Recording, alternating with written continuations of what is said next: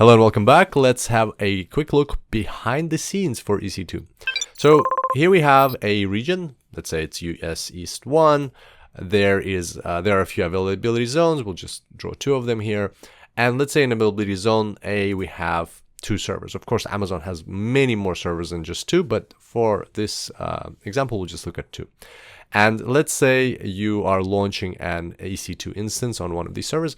Well, there's a couple of things that you need to know. First of all, this EC2 instance is not tied to this server unless you are using a dedicated hosting type of tenancy, which we'll talk about later. This instance is not tied to it. So if you restart it, it will stay on this server. But if you stop and start it, that's what we'll use this icon for, then what will happen, it will potentially, most likely, move to a different server because there's a myriad of servers there.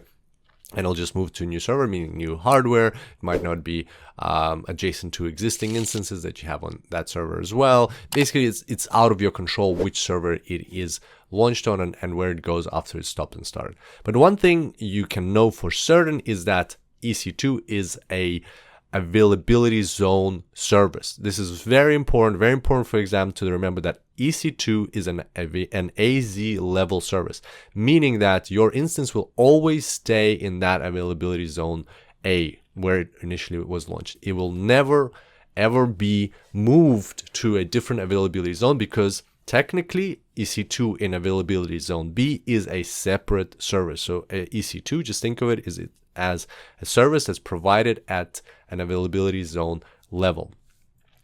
What else that means is that EBS volumes, we haven't spoken about them yet. They're coming up later in the course, but this is basically a way to attach storage to your EC2 instance, like SSDs or HDDs. And again, we'll talk more about that later on. So, but EBS volumes are also an availability zone level service, an AZ level service.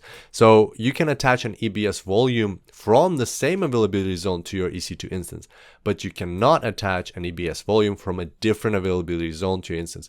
This is crucial, very important to remember for the exam. Look out for trick questions asking you to attach EBS volumes from a different availability zone. So here's a quick summary of what we talked about. The key parts are in bold.